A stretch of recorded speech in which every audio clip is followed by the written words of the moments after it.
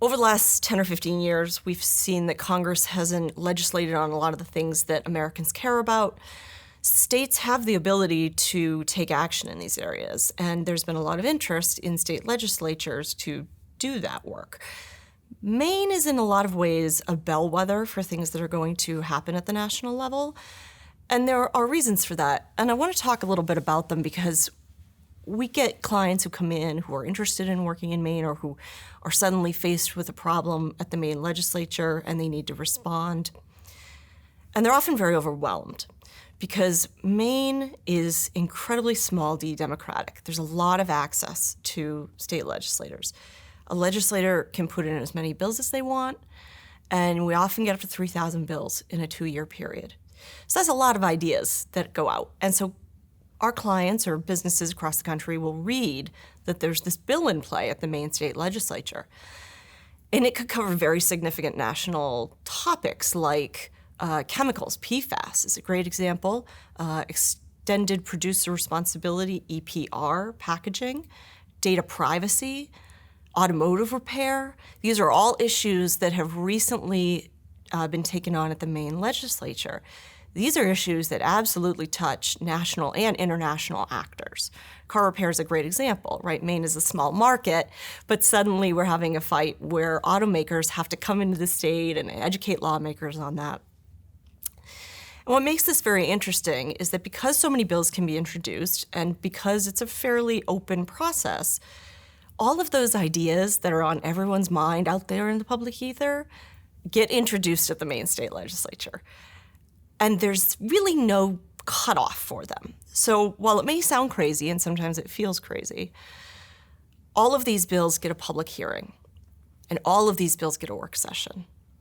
And that is something that can be a real shock to people who are outside the state. Many other state legislatures, you put a bill in, it's at the mercy of the committee chair, it's at the mercy of the speaker, it's at the mercy of, whoever is pulling the purse strings.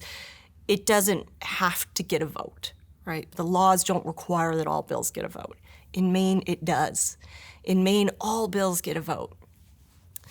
So there's a lot of fear, right, that, oh my gosh, this bill is getting traction because it's getting a vote, without understanding that all bills get a vote in Maine. And so Maine is this very interesting place where new policies come to live or die. And the other piece of this that makes Maine unique and why I think national and international groups are coming to Maine with these interests is that our legislature is not beholden to any prior legislature. So Congress, for example, once they pass a law, it's very, very hard to repeal. Almost impossible. Not impossible, but almost. In Maine, once a 2-year legislature has concluded, the next legislature can come in and do whatever they want. They could repeal all the laws, start from scratch. There's no requirement that they stick with what they had 2 years ago. This is good and bad. It's bad because it means that a lot of policies get shoved through with the understanding that they're going to get fixed. And oftentimes they are. For our clients, I want them to understand that it leads to a multi-year process. So I'll go back to PFAS for a second. When that first got passed, we had many clients, not just in the GR group, but across the firm, who were terrified that their products were going to be banned by 2025. This was in 2020, because that's what the law said.